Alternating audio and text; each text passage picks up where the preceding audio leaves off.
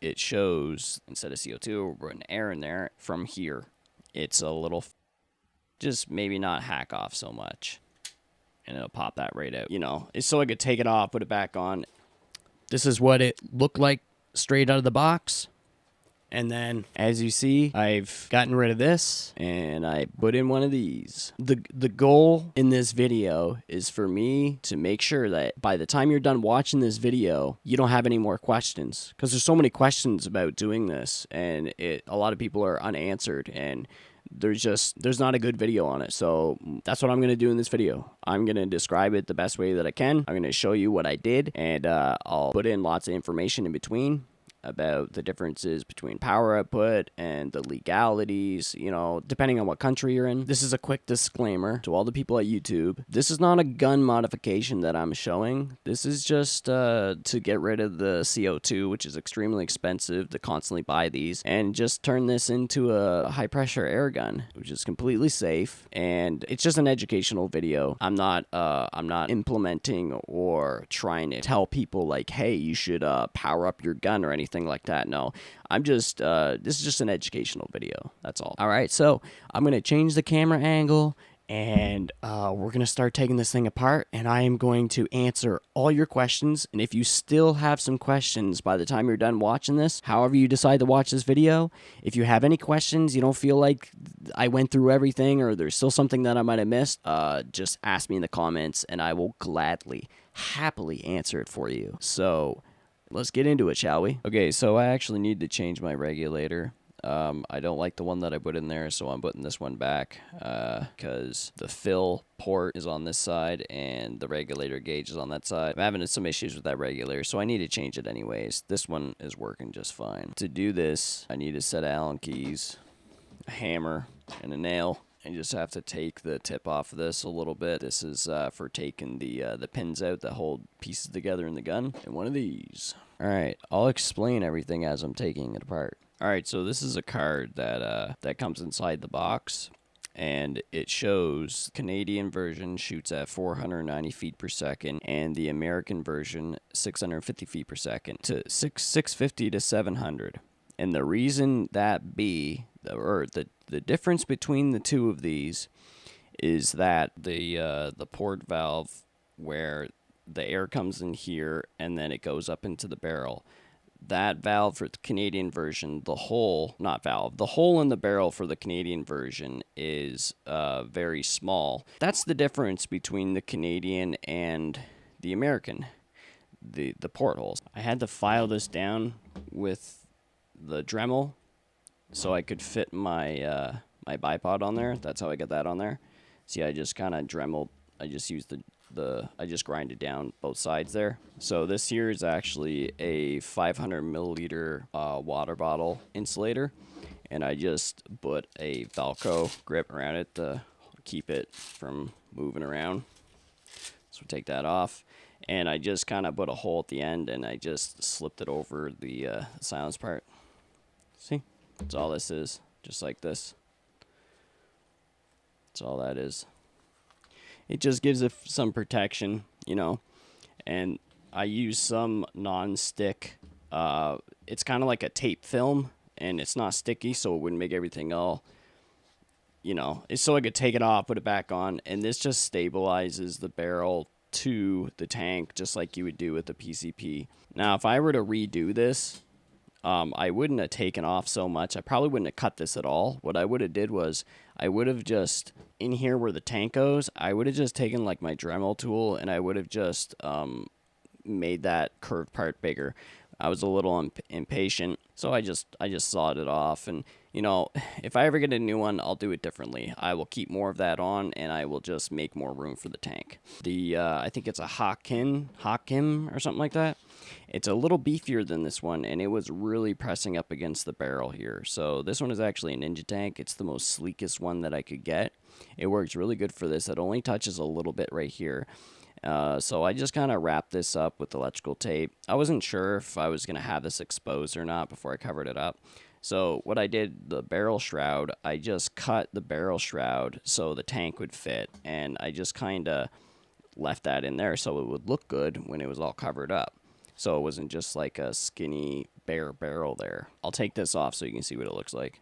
All right, so you see here, you see what I did? I couldn't leave the barrel shroud on there. It would not work. You see how much the barrel pushes up into there? So at first, I thought that, you know, maybe I was just going to leave it like this. And if this was exposed, it wouldn't look so bad. It would kind of look like the barrel shroud was still there. So I wrapped it in tape, tried to make it look like, you know, the barrel shroud was kind of still there. And then I decided, no, I don't really like this. This is fine, but then I'll cover it with the bottle insulator. So then that way it kind of looks nice, and also it gives protection to it. So, I mean, depending on how you want to do that, I also wrapped it up too, because that gives it some extra protection, and it also just kind of holds it together. It's completely up to you how you'd want to do this if you were to do this. You could put your bipod right here. It did not come with a Picatinny rail. I had to use the M-locks with the Picatinny rail to hold the Picatinny rail there, and then I put this on. And I didn't like the bipod right there. It just felt weird. I didn't really like it, but you know, for other people, you know, they probably would like it. I prefer it down here. It's completely up to you. So, you know, I mean, you could do this, but if you don't want to wreck your thing or whatever, then you could just put your bipod there. Just like every other PCP air gun, there's a little screw down here. All right, so there's an Allen key down here, just one. All right, so you want to flip this down after you loosen your bolt.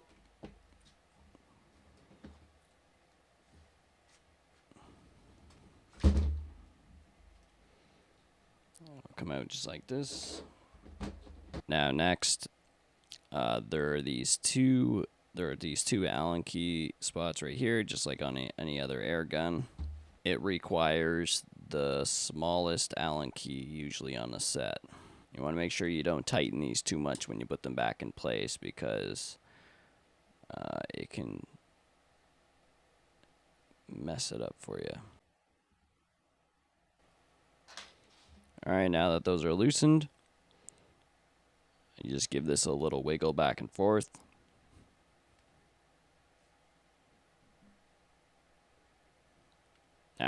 There is going to be some friction on that bottle.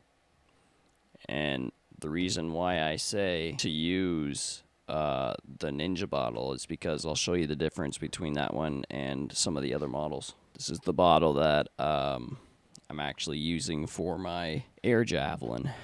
And it's a little fatter. And you can kind of see how much fatter it is. It's a little bit fatter. And I didn't really like how much it was pressing up against it.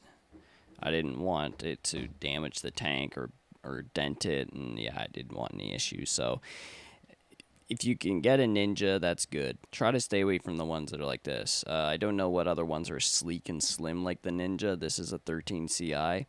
Try to get a sleek and slim one if you decide to do this. Just so you can see how I did this here, I took off a little too much. I wanted to have it out to here and then just kind of slant it. I might get another one someday, and if I do, I will just kind of buff out the inside of this more and see if I can make it work like that. Just maybe not hack off so much like I did. I wish I left it out to there, but whatever, you know. I'm still happy with the way that it turned out. And you see I had to also make room for this. Some regulators, it comes on differently when you tighten it in. Other ones like this. Other ones like this. And in this case, if it's one of these regulators, it's tricky. You got to kind of make sure that the adapter's in there tight enough to where it doesn't leak. And also, you got to make sure that it goes like this in the middle of the barrel, so you can still use the gauge, fit it in properly, and still be able to use the air port. The air valve. Alright, so since I need to change my regulator, I need to let the air out, so I'm going to do that now. I'm going to let the air out.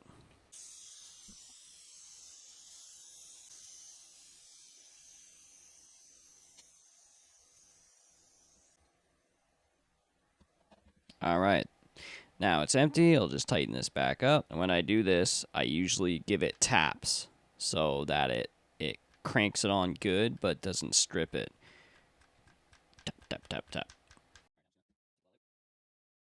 I was actually having issues with this. If you have the same issues, all I did was I took a one of these O-rings. It's always good to have a pack of these and like have spares. So I actually took one and I put it down there, and it just kind of got flattened out from having the bottle tightened in there, and that helped seal this off. And I never had leaking issues after that. You may or may not have the same issues as me, but if you do have a leaking issue, just put an O-ring on the inside down there and press it in along with one of these on your bottle, and that should help seal it off, no problem. So this piece right here was $30 or $40, I think. I really can't remember how much it was.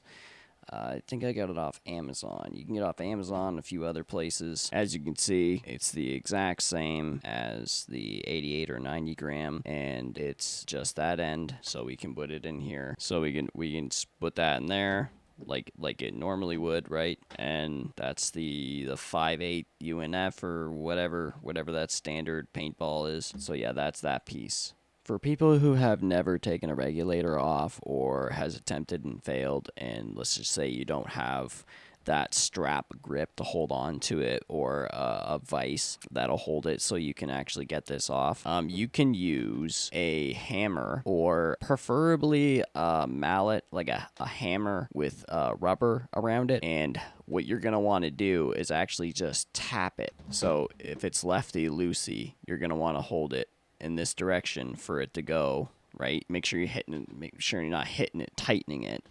So you just want to give it some taps, and try not to get it on this part. Try to get it on this part, and you don't have to worry about ruining it. You're not going to ruin it. I mean, you could whack this thing really hard and it's not going to ruin it, but preferably use a rubber like a mallet, like a rubber end, but this will work.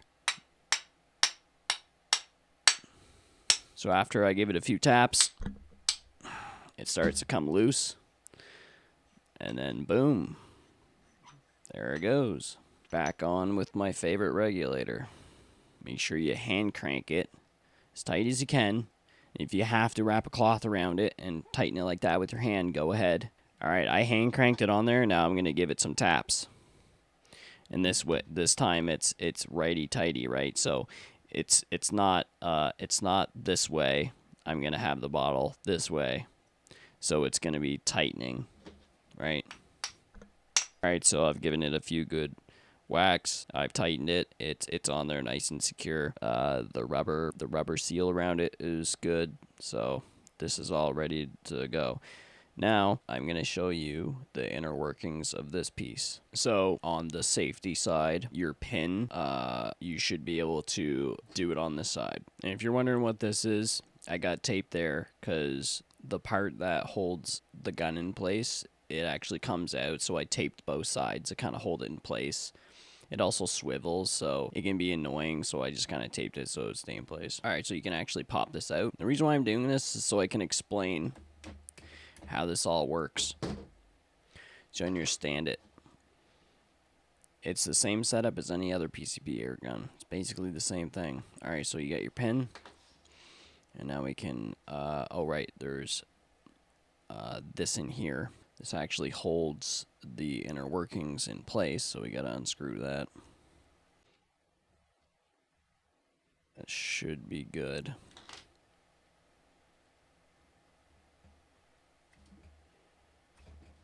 Oh.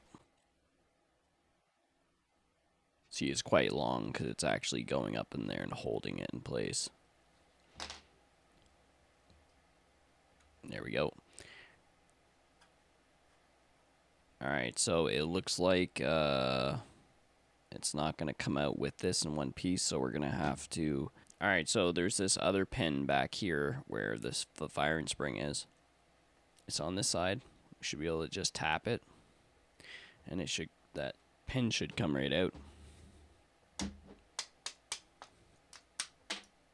There we go. And now hold your finger on here, and you just pull back on the trigger, and it'll pop that right out. So you see, it's just the spring. And now remember, you got to keep this in mind. if you have the United States version and you're trying to get more power in this thing, changing this spring is not going to do anything. All you have to do is up your PSI regulator, because that the valve that is in the preloaded chamber, the hole there and the hole that's in where the barrel is, that's all the same size. So with the CO2, you're going to get about 650 to 700 psi. Now, if you crank up the psi higher, any higher than 1800 or 2200 psi, you're not going to get any more FPS. That's its maximum for that hole size. It's about the size of that. So now for the Canadian version, this for the UK, I know in the UK, on average, your legal limit's around 550 FPS, where Canada, it's 495 or 500, below 500. So in the UK, if you were to put a 1100 or a 1500 psi regulator on this, you could probably get your pellets going as fast as 550 FPS. Now in Canada, that wouldn't be okay, so you're going to want to keep your regulator at around 800 to 1000 psi. Around, I think 850 or 800, and that'll keep you at the legal range. So in another video, the reason why I had this all apart was because when I was taking the trigger out and taking that all apart, a little nut got stuck in there, so I actually had to take it all out, and that's why I ended up having to get in the trigger, and in the process, I figured out how it all worked. There's a separate video showing how I put it back together. It's very tricky. I'm not sure I'm willing to do that for this video. See, when I first took this apart, that other part in there with the spring came right out, and I don't have my long needle nose pliers to be able to pull it out. So there is like, if you unscrew this, there's another little nut right there. That's the piece that I dropped in here before, and that keeps this, you can tighten it, and that allows this to have friction so it doesn't flop all over the place. Other than that, right here is where you can change your trigger. Like if you want it just a little trigger pull or a longer trigger pull, you can adjust it slightly right there. Don't over or underdo it. And then there's just this one screw right here that allows, when you take that out, this comes undone. But if you're not good with springs and putting stuff back together, I would not recommend taking this apart. All right, so I did get that piece out. Here it is right here. It's this spring and this piece. So this is the release valve. This probably looks familiar to anybody who knows air guns. All right, so what I did to get that out, if yours comes out first time, then congratulations. If it doesn't, you can take a wire, maybe twist it for strength, some soft wire, and just put a little curve on it like that. The guys that made this, there's these little grooves in there, so what they would have did was they would have like screwed something into it and then pushed it in place. They would have screwed it in, and then pushed it in that way, right? All you have to do is take a wire, stick it down in there, hook it on one of those grooves without damaging this plastic piece. All right, you hook it on, and then you push down, and then you pull it right out. That's what I had to do here. I did it off camera. This is inside like this, and there's a little thick wall of plastic right here, and there's a little hole that this pokes out too. So the firing spring is right here. There's a metal hammer in there. You can hear it slide back and forth. See that there? That's the hammer, and you can see the spring fits in that part, how there's a hole in it. When this gets cocked back, that hammer, so the spring is like this against the hammer, and it hits this, and the spring is held on like this, and then it is inside here, around that little part in there, under tension, and when that hammer hits this, it opens up the valve. It's in place like this. The hammer, so you cock this back, right? Pull the trigger. The trigger has this little triangle piece that looks just like this shape right here, just like in the Umarex video, how there's that little triangular piece. And when you pull the trigger, it moves, and then it goes and goes. See how it flexes? And then that gives a little spurt right up there. And so remember that screw that we took out here? that's actually how they would have drilled out that hole, the airport hole that's in here that goes to the barrel. And you see that's the barrel hole. And you can see that? So that's the barrel hole. And then this is where the air goes, right? So it's straight all the way through. And that dimension of that hole is the same way all the way through. And that is the optimized size for 4.5 or 177 caliber. Okay, I'll show you it on the inch scale.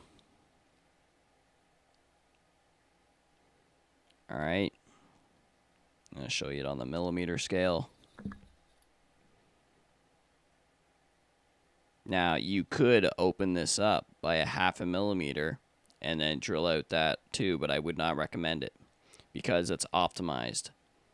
So the reason why you only get 650 FPS or 700 with the United States version is because CO2 only has around 800 to 900 PSI depending on temperature. So you'll get about, right? So if you up the PSI, you can only have, if you do the math, you can only have a maximum of 1800 to 2200 PSI go through this hole, and you won't get any more. The fastest you'll be able to get a 7.56 grain pellet to go around 950 feet per second. So if you have a regulator at anywhere from 1800 to 2200, 1800, 2000 is probably the sweet spot. 1800, 1800 is going to be good. 2000, 2200, you're going to get in that range that you want, the 800 FPS to the 900 FPS, because that's where most pellets are stabilized, right? So anyways, with the Canadian version and any other version that goes to places like the UK and whatever else, all these holes are going to be the same until it hits the barrel. Then there's a bottleneck at the barrel, right? I'm just telling you the facts. That's how they usually detune these models. There's a bottleneck somewhere. Some models, all the holes are very tiny, so you would have to do a lot of drilling, but that's only okay if it's legal, right? So I'm just showing you how this works and explaining a little bit of knowledge in the process. That's the whole point of this video. So you can see how this works, and I can answer all your questions. You understand how this works. Some people think that if you put a stronger spring here that you'll get more power. No. This hole is optimized. Everything's optimized, just like any other air gun. It depends on the pressure that you get. This spring and that spring are perfect. The way it hits, the amount that it lets out, that is all perfected. It's the PSI that you're getting. So anyways, we got that out of the way. But all we're trying to do, like me in this video and anybody else who just wants to turn this thing into a high pressure air gun, is simply get this little converter piece and cut down this so you can fit the barrel and have space for the air valve and the gauge, and then you can fit it all together. Also too, if you want to keep your shroud off and have a bare barrel, or maybe do something like I did here, and then fit it all back together, and then boom, now you have a high pressure air 177 at a decent cost, rather than having to go buy an expensive. So other than that, in here there's this metal piece that connects in here to this, down in here to the gauge system. I'm not going to take this apart because it is a pain in the butt to take apart. There's another video on my channel that shows the inner workings and me putting this back together.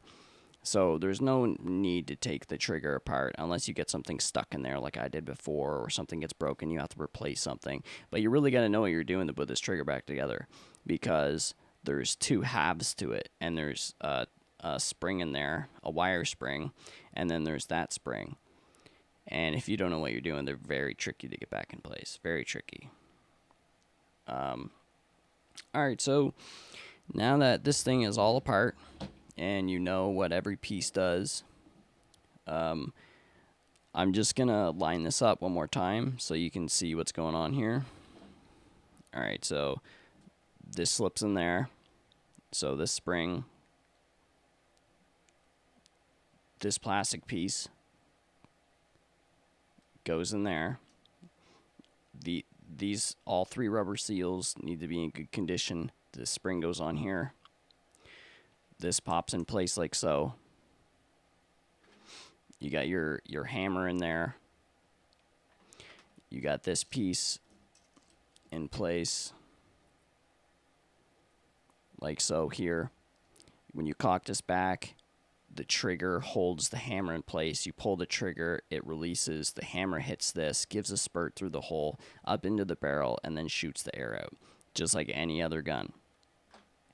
And instead of CO2 going directly in here, we're replacing it with the adapter, right?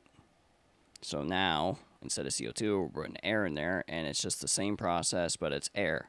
And now you can change the pressure of the air if you have a full open system.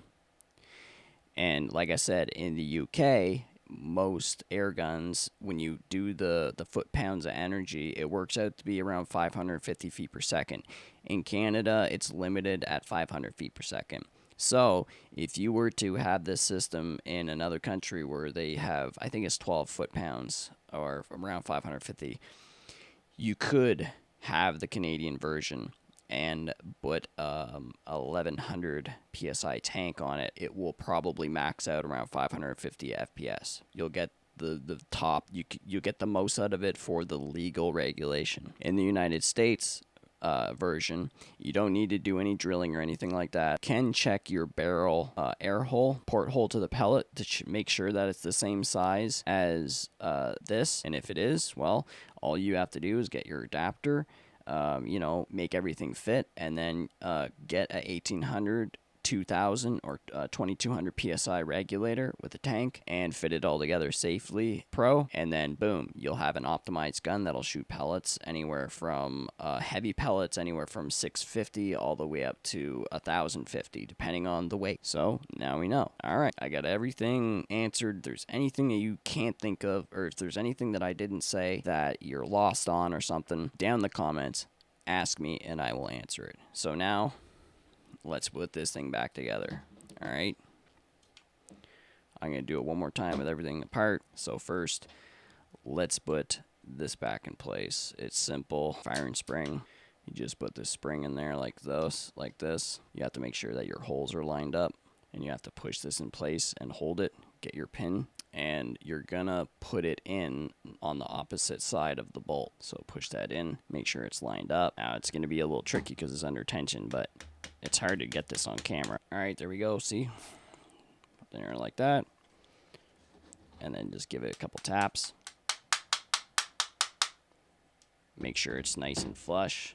Now what you're gonna want to do is take this piece, and you're gonna want to have this lined up perfectly. When you're putting this back in place, you got to make sure that it is exactly opposite from this flat spot. So that hole, say the flat spot is like this, the hole needs to be facing down.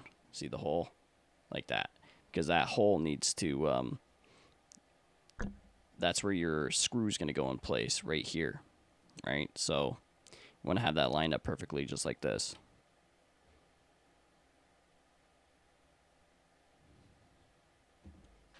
Now this should pop back in place, no problem. Like so. And then now you can take this pin, pop that through. It's in there good. I'll tap it in a sec. If you want to, you can take a flashlight and check it and make sure it's good.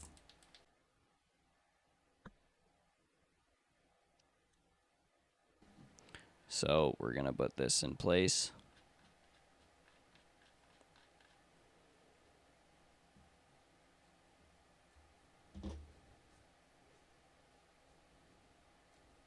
And like I said, if you missed it the first time, I actually put a one of those O-rings, one of these. I put it in there at the bottom, and now it's flattened and squished from the pressure. but that actually helps seal it off without any leakage problems. Because I was having leakage over long periods of time, but that fixed it. I had no problem after that. So we can just tighten this up. And once this is on there good and tight, you can actually wind this back just a little bit from here. Make sure that this is in all the way. See how it's in there good, nice and tight? So you want to move this part back. I need my gauge to be like this, right there. Perfect. I remember do this all with the empty tank. All with the empty tank. And then you're going to fill it while it's in the gun. Now, the other thing that's a bit of a pain in the butt, you got to make sure that this bolt in here is facing like this on an angle. See, I had this tape here to stop it from moving all over the place. You got to make sure that it's at the right spot so that screw can go in place. So when you screw it back in, it actually screws in properly. You got to have it at the right end. And don't over tighten it like I did. I had to put a little wire washer inside.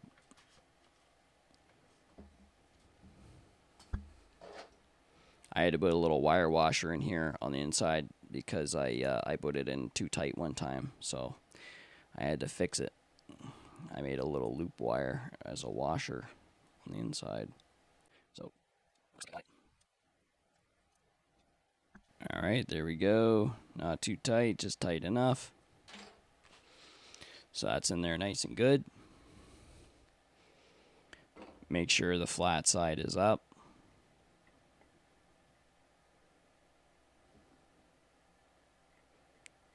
And when you put this in place, you gotta give it a. See how that hits? It would not fit if that whole barrel shroud was on there. I just kind of you gotta wiggle it like this, and see if that barrel shroud was in there, it would not work. And then boom, it's in place. Doesn't look too bad. Just line up your barrel, make sure it's all good, and if you have to, you can take these out and shine a light in there, make sure that the spots are nice and flat before you wind it down. Now if you're going to wind it down tight, make sure that it's good and flat and you got it in the right spot. You don't want to have a crooked barrel because then your hole isn't going to be lined up.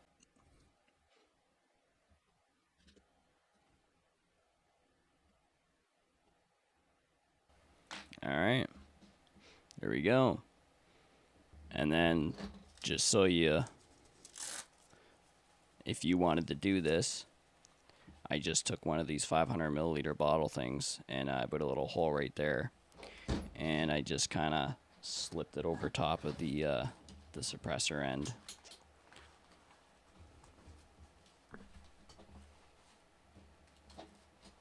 Which, by the way, the Canadian version, I don't think it's a suppressor. I think it's just a tube. It's just for look. It's pretty quiet, I guess, but it's hard to say. You're not allowed to have suppressors in a lot of countries. So you just slip that on like that, and then I just tighten it up like that. See, I had to flatten those two spots there so I could pop this in place. Normally I'd have that wrap. I'm just putting this back together just to show you.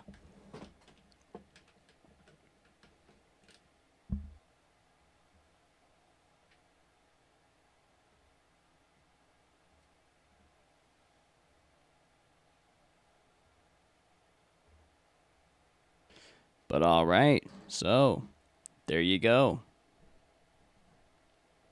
Now she's ready to pump up. Yeah, I hope you like and subscribe. I hope I did a good job on this video. It was very hard because I had to stop and go a lot, but give me a good like, maybe subscribe. I'm going to have more videos like this. I hope this answered all your questions, and if you have any more questions, just hit me up in the comments down below, and yeah, see you in the next one.